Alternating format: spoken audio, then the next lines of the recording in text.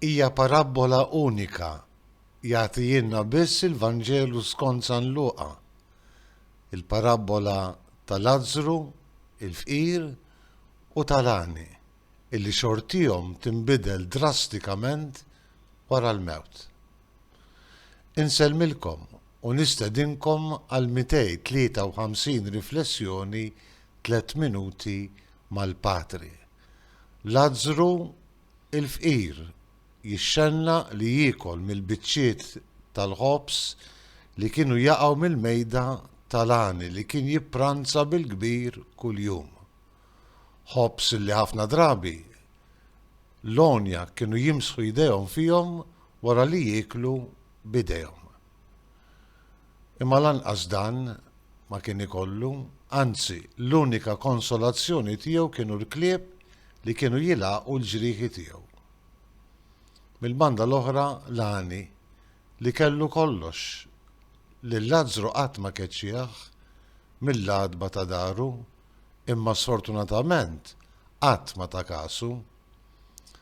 Induna biss meta x-xorti ta' dawn it-tnejn inbidlet wara mewthom.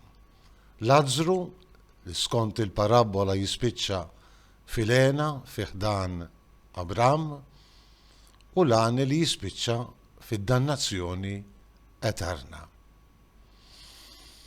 Imma biss bejnkom u bejnna, jgħid Abram meta l-għani jitlob illi Lażru imqar ibil ideħ fl-ilma ħalli l-ilma jqattar f'ħalqu u jixxuttalu n-nixfa kbira tan-nar etern. Imma biss bejnkom u bejna, l-ewwel verità tal-parabola. Ix-xorti tagħna tinbidel wara l-mewt. Min għallena ta' dejjem u min jażel minħabba l-imġiba tiegħu fid-dinja id-dannazzjoni eterna. Ibatilhom lil Lażru lil ħuti biex ma jiġrilhomx bħalma ġara lili. U għal darba darbtejn Abram jinsisti u għawni verita oħra tal-parabola għandhom lil-Mosè u l-profeti, għandhom il-kelma talla. Jekk ma jagħtux każ lill-kelma talla, lanqas jekk xi ħadd iqum minn bejn l-imwiet ma jbidlu ħajjithom. L-importanza tal-kelma talla fil-ħajja tagħna li tixprunana kontinwament tal-konverżjoni biex fid-dawl tal-Vanġelu fil-fqir naraw il-preżenza ta' Kristu u kemm jagħtina saħħa l-mulej nindukraw din il-preżenza. Din għat-triq wiesa li twassalna fil-għena ta' dejjem.